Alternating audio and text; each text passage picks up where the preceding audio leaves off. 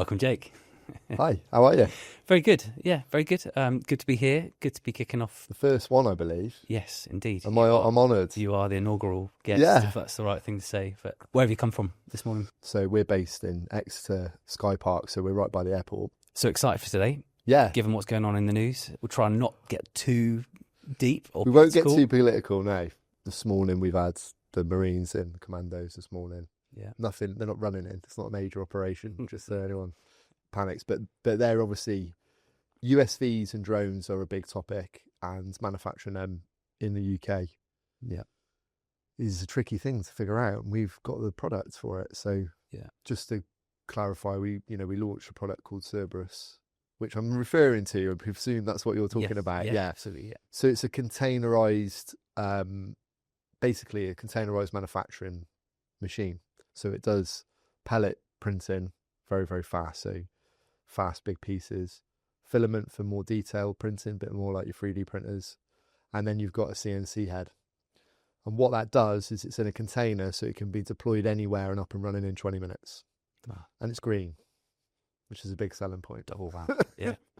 Yeah, so we're in deep discussions with them, and those guys are, very much looking to work with us long term. But they're an interesting problem to solve, right? So we're looking at how do we make it easier for someone sat somewhere in a field or on the side of a road to produce what they need fast. Yeah. And it's a real problem that the UK has. And there's not many people in the UK they can go to buy said equipment or have that expertise. Mm-hmm. So puts us in a great place. Yeah. I don't like seeing all the news. It's not great. We're not sort of rubbing our hands when that happens, but more like from a defense point of view, like it'd be great for us to have more kit and be more up to speed, because I think they are up to speed. Some of the images and videos I've seen, they've got stockpiles of drones and stuff, and we haven't. Okay. They may say different, but I don't think we have. I don't know. I'm not all knowing, but I don't think we have. So that's changed the way things are done forever. Yeah. Ukraine has been the first of that. I don't think we've ever seen a war like that, where it's printing in, what they're printing, 2 million drones. They think they're doing 1 million a month. And they're getting used. They're not enough. Yeah. Crazy numbers. So you think if all of a sudden, heaven forbid, I hope it all calms down and nothing happens, but if something did, we've got to have some resilience there to be able to produce them fast. So really on the forefront of that and looking at how that's done. Yeah. So we're printing various vessels and things that can go across water, unmanned, and also stuff to go in the air.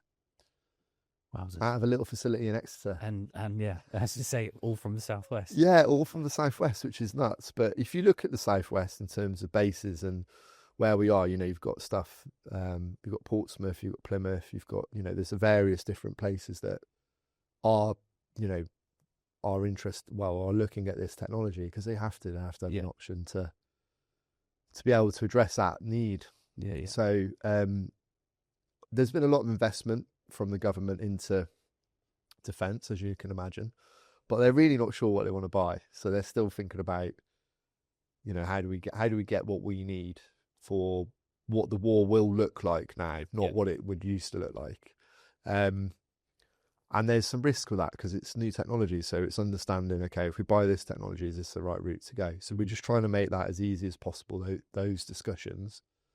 With us being UK based, manufactured in the UK, there's nothing in our equipment that's remotely risky for them. Mm-hmm. We've really kind of carved out a niche of something really quite special, really, moving forward. And was never the plan, by the way. Okay, good. I guess sometimes the best things work out that way. Yeah, definitely. I mean, we're a polymer expert business, really. So we focus on printing, large scale printing, and we've manufactured our own products. I'm sure we'll get into a bit of that, but we were very much at the forefront of that, and that's kind of what our aim was. And then we've looked and saw that there was quite a lot of risk in our current setup as a nation, and how do we address that? Yeah, because we know that it doesn't exist. So, it was a bit born out of that, and my background, I worked for the MOD when I left school. So I was an engineer for them, and I built bomb disposal robots. And the guy that is our CTO, he was a Royal Engineer for like 12 years. So we kind of feel like there's a bit of, I don't know, you still feel a bit about that, right? And how can we make that work? Credibility there as well. Yeah, credibility. I mean, it's marketable. Yeah, yeah. But we sort of get, I mean, they've changed a lot in that time since we were involved in anything to do with that. But the problems are still the same, right? So yeah, it's been a whirlwind week. That product has been like ridiculously popular. Like we've got so many people that are talking to us and wanting to buy that product. Yeah. Which is great. Mm-hmm. Quite overwhelming. Yeah.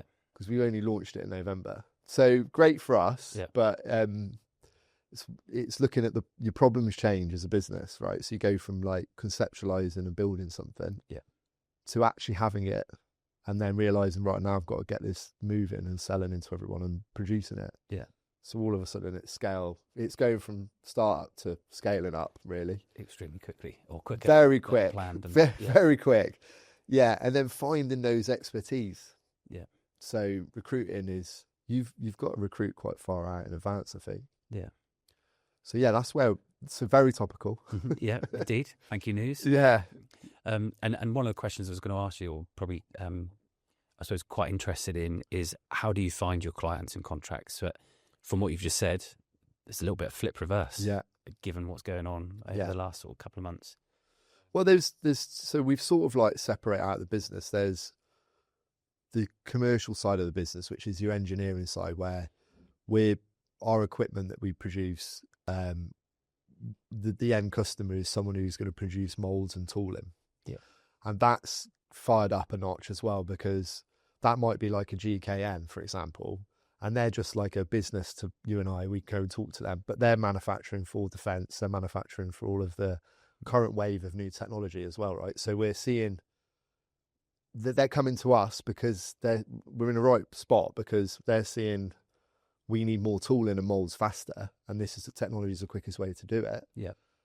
So they need to do it, and that's become born out of this current unsettled, I don't know, political environment we're in, geopolitical environment that we're in at the moment, where we are investing a lot more money now as a nation. So all those programs are kicking up, which means manufacturing is actually increasing. Yeah. And where we're sat is that aerospace and defence, which we, like I said, we found ourselves there, but that's where we sit. So we're talking to those guys daily. Yeah. And they've got lots of projects they need to get going, and we can help them turn them around quicker with the technology that we've developed. So it's not all just drones and boats. It's manufacturing the next wave of, I guess, fighter jets or planes or whatever it might be. Yeah. Okay. Have you noticed a shift? So I think wind back, sort of anything defence related, 12 months or so plus was kind of a big no-go in terms of kind of support, and there's a lot of contention around due diligence and coming onto capital and finance and all the rest of it a bit later on, but fairly probably restrictive in what you can access. Yeah. Have you noticed much of a difference out there in the last few months or more? Yeah. Okay, what is that? Yeah, so it's kind of crazy, really. Like the quickness that we've got Cerberus onto a framework to be purchased, I don't think happens normally. I think there's a massive, but that might be because it's that product. I don't know. Yeah. But what I do know is there's a lot more work gone into the government's been. We kind of knock the government quite a lot, I think, and there's reasons why. And everything's siloed, isn't it? There's all these different things that we look at as a person. Yeah. But in terms of defence, they are putting a lot of effort into trying to get we're behind, I think. Yeah. And we need to turn that around, because things aren't looking great. Whatever happens, there's a lot of uncertainty. So having things in preparation, and it takes years, not months, to do that. Yeah. So they've opened up a lot more programs like for exporting, also so selling into defence into other countries. There's definitely a lot more help now understanding the frameworks and the paperwork. It's still like a minefield, because it's a defence sector. It's going to be complicated, but they're trying to turn that tide. They need the UK to be able to manufacture stuff here, So I can see it happening, which is quite nice because I think it's good. I think we were always good at that as a nation for like a long time, and we've like lost it a little bit. Yeah. I think it would be good to put money back into the economy. We're going to spend it. Let's not go and spend it in another country. Yeah.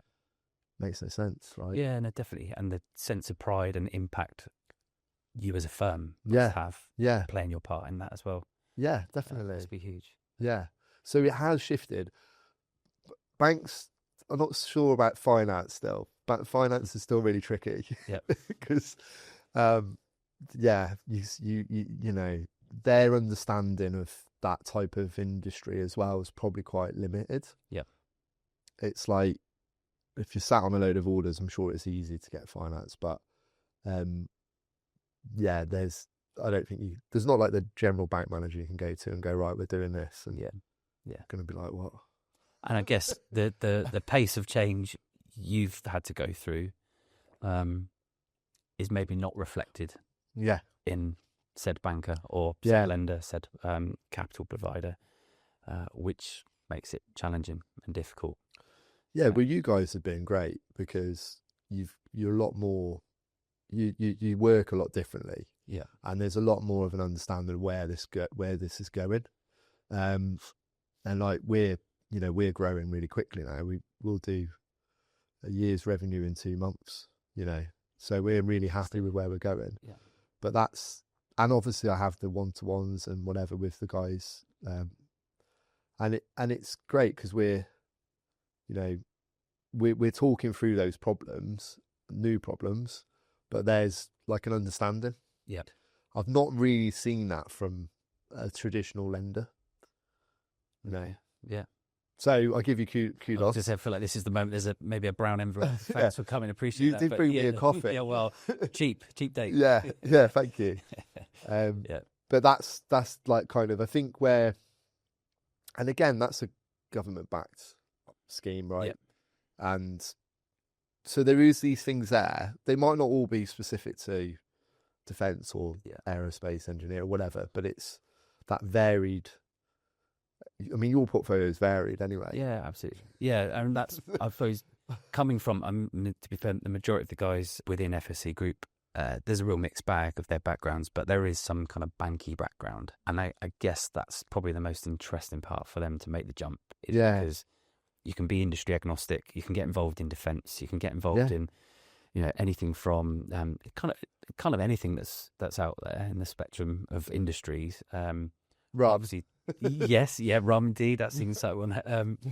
But it's sort of supporting some of the kind of, or aligning to the sort of industrial strategy from the government, linked to sort of British Business Bank and so on, really helps us have confidence to go out and meet founders like yourself, knowing that actually we believe we can support you with finance in the right way, etc. So it gives us, I suppose, that added comfort to come out and have those right conversations. Yeah, because you've got, I mean, we, sort of our history. So we founded a company in 2021, which was a reseller for 3D print equipment. And we were different. We were niche because we were just doing large printers. So we were building a lot of them. We're getting flat pack printers through and building them and selling them, and, realised actually our portfolio was growing in terms of like those them high engineering. We had like bad company names on our list within year one that you'd think, no, why are they dealing with us? No payment terms, nothing. They're still placing their orders. You're thinking there must be something in this. So large format printing, which is what we class as a meter cubed, that sort of size. We started growing really quickly with that, and that sort of started us off. And then before we knew it, we were really kind of looking at what can we manufacture, what equipment can we make. And that's where in 2023 we span out and did Rapid Fusion, which was an Innovate UK funded program, which was to produce the product that we're now, Cerberus is that DNA that we worked and developed using that money.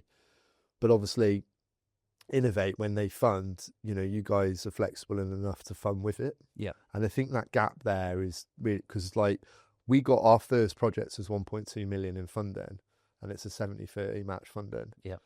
If you're a startup. Where do you go? It's like, thank you. It's fantastic. Here's what you could have. Yeah, but where's the money coming from? And we muddled through, but we probably weren't aware of you guys at that point. But then later on, when we've won other Innovate UK funding, you guys have taken that into account in the money and in the, I guess, the budget and forecast, and it's been allocated. And that actually is I believe, a bit of a tick in the box actually to lend money because you've got money coming in. Yeah. I know loads of founders that have struggled with that. Mm-hmm. Because it's a big problem. Yeah. Because they come in and go, yeah, great ER, and then you go, right, fine, but now I've got to find. Yeah. And it's such a shame if the project's actually viable, because they deemed it viable to fund 70%, but then they're struggling to get that additional funding. Makes no sense, really. But they don't have a plan for that either. No. I suppose they're just hoping for, I guess. Innovate don't have a scheme. They don't have a scheme for that. Yeah. They just go, yeah, like, good luck and find it. But they're amazing to deal with in their own way. I think you guys, I believe Rob, who's our account manager, but he works quite closely now with them to look for partners. Yeah. Blessed that they're although they feel like a sort of a central enigma to get this money for. Ultimately, they've got people on the ground, which is, as soon as there's someone that's kind of new to Innovate, kind of want to get in front of them, understand what they're looking for, because they're out there seeing founders like yourself, and how can we get involved in some way? So, and they fund some good stuff. Yeah, they really do. We're really grateful. We're very, very lucky. Yeah, I think that we got that funding, and then so there's some good government backed stuff that you need to, but it's like so much work to find it. Yeah, full time and some. Yeah, because you've still got to run the firm. And you've still got to run the business. And you've still got to be looking ahead and thinking, right, okay, what if this happens? Yeah. What do we do here? And so it's a lot of work. But anyone who hasn't looked into either if you've got something you want to do and you think it's an innovative idea, there's always pots of money that you can apply for. Yeah, and then obviously funding that innovation with working with people like you, I think. That could really scale people quite a lot quicker. Yeah, good to hear. Can we just sort of come back a step? Because I guess purposes of what we're trying to get, there's kind of what we're doing around kind of the podcast and highlighting businesses and so on. It's not industry specific, so it's, as you said, from anything from rum to defence to agriculture and the like. But the one thing that is common and that really trying to get underneath is our fund is essentially for firms who are scaling quickly, or founders who have got a growth mindset. So at what point does it occur to you that this isn't just a business you've set up that you're going to see out to your last day that you're going to do, let it plod along, do what it needs to do? Where is it that you think there's potential here and I need to take that risk? Yeah. Where does that happen? That's a really good question. Thanks. Well framed. So I think with everything, you have steps in a journey, right? So even down to like starting a business to start with. So there'll be people who go and start a business and it doesn't work for them, and they revert back to working for someone, or they start it, they get to a certain level and they're very happy with that level. Yeah. I've just never really had that mindset. I think every time I've gone into something, you understand the size that it could get to. You've got a total attainable market in any industry and any region. You kind of go, right, well, this type of business, probably a good size would be here. And that's still really ambitious. Like at the, earlier on when you're starting out in business, they're really big landmark things to achieve. And then I think it doesn't go perfectly. I'm not making out it went all smoothly, but you kind of go, well, that's probably really good if it ever gets to like £1 million in revenue or whatever. And that's great. And you can probably have a good living off that. But I definitely looked at the opportunity in this space as like, there's lots of growth here. And it's still new enough, but not too new that you're not going to see it. Yeah. And then I guess it's having the flexibility to, like with Rapid Fusion, it's a global business. Like we sell in multiple countries across the world. We've got resellers now in Australia, America, Italy, Greece, and they're all like, they've got their teams of people selling our products. So my aim was to build a global business with this business. It wasn't to do that previously. I have some experience of that, like in my career as well. So I worked in building brands in different countries. So I know kind of the formula, although it is a lot harder to do than when you've got a smaller amounts of people. Because when I was doing that, there was hundreds of staff. We've got, you know, a modest amount of staff. But my aim was to do that. Now, would I have, if I'd have really fallen over at the start and really struggled, maybe my ambitions would be different.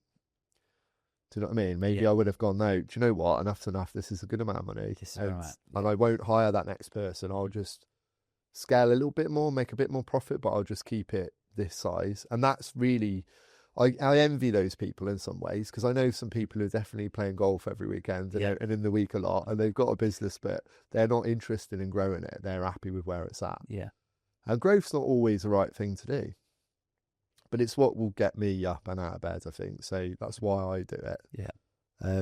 But it's not always like, look, I think this is going to be, you know, £1 billion business. It's more like, this is a big challenge. I like the idea of it, and I think we can grow, and there's more potential. So this one, it's easier to leverage things like lending and funding and all of that, because it's got so much more legs to go. Do you see what I mean? And that's what I find interesting. It's the psyche. It's more the psyche, I guess, or the mindset from, you know, there's no right or wrong. No. You're someone that can make a business work for them on 2 days a week. Employ a load of people. Create a load of revenue, stuff going in and out, impact locally. But then there are others that are just driven in a very different way, and for them, it's, you know, the route you take. Is there a point in time in the future where, metaphorically, you think you can go, that's it, I'm done, I'm achieved? I think so. I think so. I think it will depend. I don't think it's going to take, I won't ever stop working, that's a fact. Like, that's not going to happen. But I think I've got ideas of where I like this business to go and these companies to go, because I think ultimately Rapid Fusion has got a lot of stuff to figure out. But once it's kind of got to a level where it's figured those things out, stepping more out of it and letting more people do more things would be the vision that I'd have for it. You'd always be open to selling your company as well, right? I think people who, that type of business, it's not a type of company, if it's done well, that'll be the owner of it and that'll be it. It's not likely. So I'm mindful of that. I guess when you can take steps back and go back into other things as well. So I don't know, I'm still young. Like, I'm turning 40 in May, end of May. I don't think I'm like done. But 10 years from now, who knows, right? You might think, actually, it's about time I look to wind up and get out of it, really. But until I'm there, I don't know. What I know is right now where we are is incredibly hard. It takes a lot of resilience. Not everyone can do it. That's a fact. It's just impossible. It's almost impossible every day, and then all of a sudden it's not impossible and things happen. And that's where we're at now. So it's been a real slog, and we're now seeing new problems. So when I thought, well, when all of these sales come in, it'll be great. Now that's happening. You're like, now I've got to build all this team, and you know, I've got all these new problems to solve. So it's a real labour of love. I can see how businesses get to a certain level and then either go more or don't. If you're looking to raise capital for your growing business and you want to raise either debt or equity investment, come and speak to us at www.thefsegroup.com.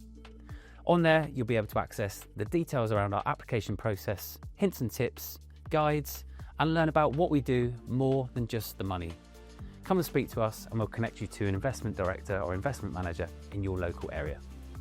Could you you at ease stepping back and stepping away? Not right now. Okay. I can. I think it depends on. Right now, when you're doing what we're doing, you have to be in everything. You have to, and I disagree with people who say you don't, and that you're bad. You're not managing that business correctly if you're doing it like that. I've got another business that runs without me, so I know that that's doable. But this isn't that right now. So it's that real kind of hands-on, and we're a global company. I forgot all of this because nostalgia's great, but now I'm emails all night, right? Yeah. Because I've got emails coming through in 2 in the morning, 3 in Yeah. the morning. So you're opening your phone, you'll wake up and open your phone and you'll reply to something. Yeah. And that is kind of the given that you need to be doing that, because if I'm in their time zone and it's in the time of the day that will make something happen that day there, I'm not going to waste it. Yeah. Because it's a day that might be a Friday and ends up being the week after, and then something changes. So you just got to kind of, it's really, really difficult. Yeah. Not selling it to anyone, am I? But it's really difficult to do this challenge with this amount of people and what yes, we've had funding, but it's a modest amount for the problems that we're tackling. Yeah. So it's chunky.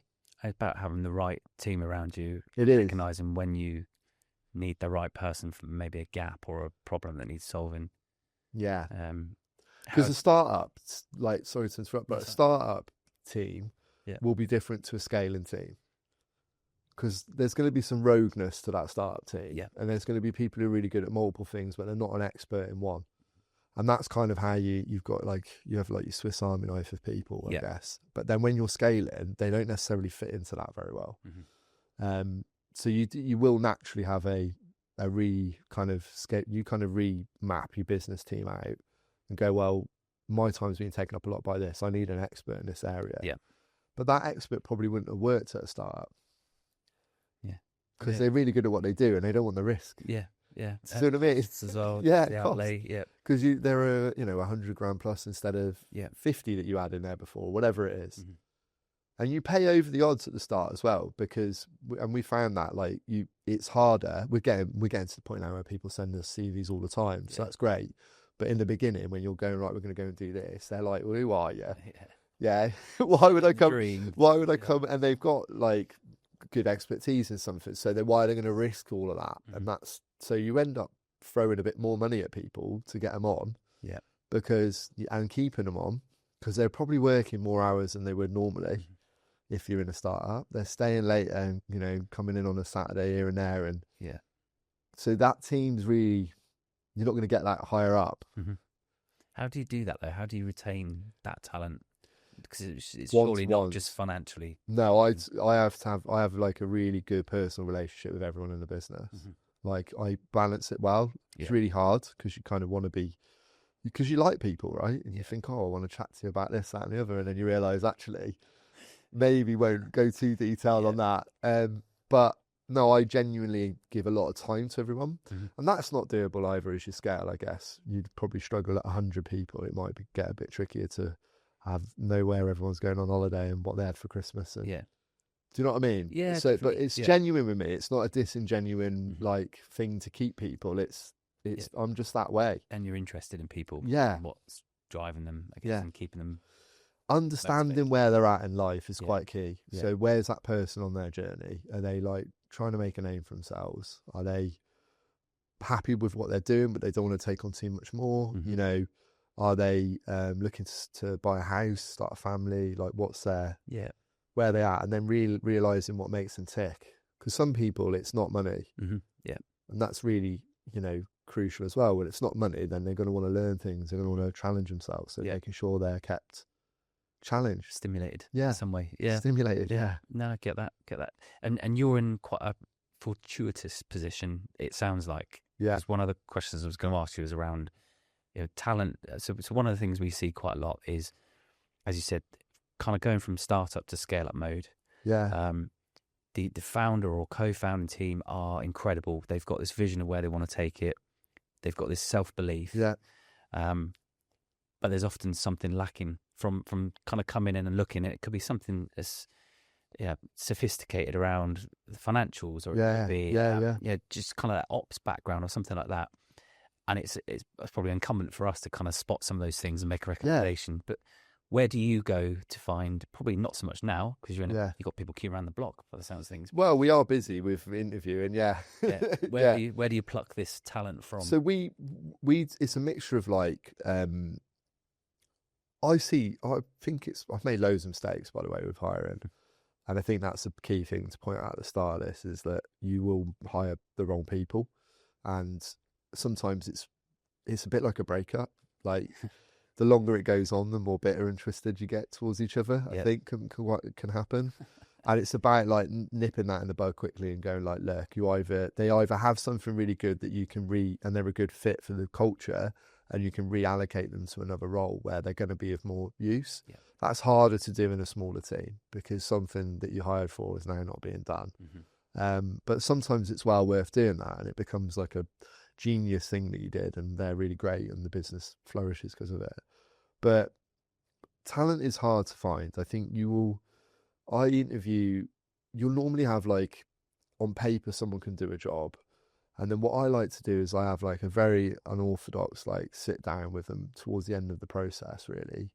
And I just get a feel from way more about who that person is individually and where they're going. I know they've been vetted for ability and what they've got in terms of skill set, but are they going to push us forward or not? And are they going to be the right fit for what we want? Yeah. Because that motivation, you've got will and skill, and I can give you all the skills, but I can't train will. Yeah. So if they're not on that journey and they've fully invested, if it doesn't make them get out of bed and think, right, you're not going to have that every day, but at the start you should. Absolutely, yeah.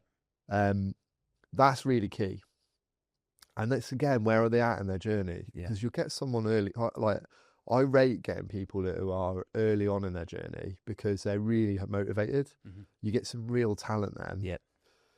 You know, they're like hungry. They'll run at 1,000,000 miles an hour to try and learn. Yeah. And I remember being like that. So I know that it's a thing. And I remember being in my 20s and thinking, I need to get ahead. How do I get ahead? Yeah.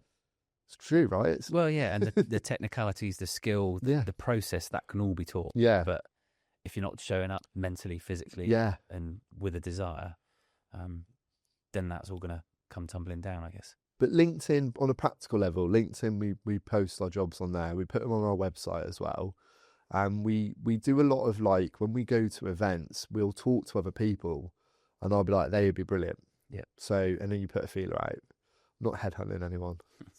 Not any pending like issues with that. But if someone's actually maybe a little bit of a loose end and I feel like they're a fit, I'll try and snap them up. Yeah. But yeah, it really is, because businesses are people, right? So you've got to get the right mix. It's really hard. Yeah. And you're not just thinking for you, you're thinking about who else is in the... Yeah, who works well with who? Yeah. Will they get on with that person? Absolutely, yeah. Will they buddy up well together? Yeah. Because that's quite good to get two people that bounce off each other really well. Biggest thing, so what's probably biggest challenge going through this growth period specifically? Time. Cool. Yeah. Time and money are probably the two challenges. I think your money changes to a different issue where you're having to buy on a bigger scale. You're having bigger drops of money coming into the bank, and that's got its headaches. And we have our systems for that, but sometimes even with all the systems in the world, you can't foresee everything. Yeah. So there's a lot more risk. Having the right people to manage that is key, which we're working on at the moment. So I've got a finance controller. She does a lot more than that, but looking to get someone more senior to oversee more of the day-to-day, not day-to-day, but the general plan. Yeah. Because that's taken too much of my time now. It's a lot of looking at that. I don't want to be doing that. I don't really need to see it unless there's an issue. Time is the key because we're doing so much, right? So we threw a lot of mud, as you do as a startup, and quite a bit of it's stuck now. Yeah. And we're like, right, shit, we've actually got sorry, I'm not allowed to swear probably on here, but we've probably got a lot of that to solve. Yeah. Because there's people who when you can do so much and you've got a capable engineering team, you will naturally say, well, we can do that. Well, if you say that to enough people and they all go, yes, that's a lot of problems to solve. So bringing that back to a scalable plan is key. So going, right, let's manage some expectations here. Let's bring this to here and focus on what's key for our business. So time and money are going to be the biggest problems that we'll have. Yeah, which is probably like most businesses. Yeah, I guess people there's all sorts, isn't there? Yeah, I guess it's learning which battles you're going to pick, especially with the time. You talk about approaching stuff and projects that you're going to undertake, problems to solve. Actually, what ones are going to make the biggest difference? Yeah, or what ones can you not walk past without solving? Yeah, you're going to create a problem down the road. Yeah, I don't think you can as a founder, I don't think you can, or MD or whatever term you want to call it, I find it's better if you solve one big problem at a time. Mm-hmm. So our big problem was at the back end of, probably not the back end, but towards sort of the end of Q3 was revenue. We were like, we've got great products, we're all over the market, but we're not selling enough. You know, lots of people interested, big pipeline, what we're doing. And that was a fundamental thing that I had to fix. So there was a changing of the guard, and I took over the role, which is like a lot really. Yeah. But I have a lot of sales background experience. I thought I need to fix this. So I can only do that if I'm ingrained in it. Yeah. So I've been doing that sales director role since, and it's turned a massive corner, which is great. And whether that's down to that or whether it's down to a number of other factors. Yeah. But now it's like, now it's scaling problems. So I've got to replace myself and find the team I think where businesses go wrong, and this is something that I've seen a lot, and I've done it myself, is where you try and attack all the problems all at the same time, and you just can't. Mm-hmm. So you do a really poor job of all of it, and you realise none of them are getting fixed. So you're just like, okay, I need to really, and that might be 6 to 12 months if you focus in purely in one area. Yeah. But you can sell your way out of anything, right? So if you've got revenue coming in, you can fix a lot of problems. That problem, if you need to get rid of that one, I knew that was a pretty big problem to have, you know? Yeah. So, and on a new product range, a new brand, you want to get it selling. So now it's doing really well. So I know that works. So now it's just figuring out the rest, really. Yeah. Fair play to you. Yeah, it's a lot. The analogy of, as you were talking, is that the juggling with balls, and then I can't remember who's told me in the past, but about some of those balls are made of glass. Yeah. And it's learning, actually, do not let those glass balls drop. You might let the odd ball drop here and there, you can pick it back up again, but the glass ball, the sail. I've not heard that before. I'll lose that. There's no, you can have that one. Yeah. Don't know where I got it from, but I'll have it as well. We'll keep quoting it. It'll pop up on Instagram later. So can we just talk about you for a minute then? Yeah. So first question that's been on my mind the whole conversation. You said you're 40 in May. What's planned? Tell me that. My missus has planned something. I think she's done she's just leaving. She's a project manager in the NHS. I think they've let a load of them take voluntary redundancy. So she's on about going away to Hawaii or somewhere like that for a week. Maybe 2. On her own to celebrate your birthday? Or she'll send me nice pictures. I'll get a postcard together. The issue is when I can actually go and do that. But something like that. I like to do family and friends over for barbecue probably. Mm-hmm. Spend some time with them.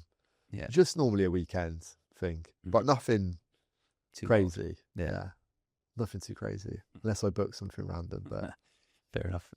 Is there anything you as a founder, MD, as you said, anything through this, I'm going to use the word that really repulses me, but journey you've been on, anything through that period, both startup, scale up, that you think, I've learned that about myself and I recognise that, and I can't either go down that route again myself as a person, or I've learned that about myself that I know I can change.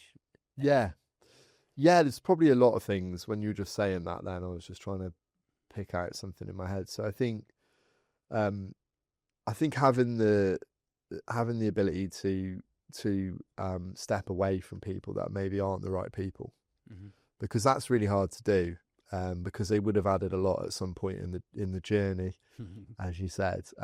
But realizing that, you do part ways at times with people on that journey. And that's good as well for them and for the business. But the business has to come first, ultimately, and above me, really, as well, right? I shouldn't be the reason that the business suffers ever. I think simplifying your plan is another good one as well, because that's kind of like where things go wrong. I think people panic with a startup because they want it to be, they've not seen immediate success. So they go, well, they're making money over there doing podcasting. We'll do podcasting. Yeah. Just picked on that. But whatever it is, and you sort of throw it into the mix. But all of those things you throw in, any one of them probably will work if you just focused on it. Mm-hmm. It's just that you're adding more risk and more workload. So probably being quite true to your plan and then pivoting. I feel like I'm good at pivoting, but I feel like I've had shiny magpie syndrome as well. Yeah, where you're like, everything's a new exciting thing to do. Yeah. And it's now, and learning that is a risk, and asking myself, actually, Jake, like, do we need to get into this? Mm-hmm. Would it be better to put the resource into this that we already decided this core thing here that we want to do, this core like values of what we are. Yeah. They need to stay true. And that's really hard to do. So there's a few bits I've thrown in there, but hopefully there's something in it that maybe is something relevant to someone else. Yeah. Shiny magpie syndrome resonate with. Yeah. I'm shiny toy syndrome. That's the same. Just the willingness to keep attention, and then something will just grab you. Yeah. Whatever that is. And it can be really exciting. Like, and it does work as well. Like we containerized that printer with very little money really remaining to do it. I don't know where we got the money from. We found it from wherever, and we just managed to build this container and then ship it to an event in Germany, where it made world press for the industry, and it got overwhelming. Like we had military personnel from every country pretty much, other than the ones that we don't let in. Yeah. Look at it, interview us. We had live streams to UAE. It was mad, and that was a shiny magpie moment, because I went, well, this would be cool to do. Yeah. With some logic behind it, but that's actually like immediately hit the ground running, right? So it's like, so there is some need for it. Yeah, definitely. Yeah. But it's got to stay within line somewhere of what you're doing. It's still a printer. It's still manufacturers. You can still buy it, not containerized. It's still a product that we have. Yeah.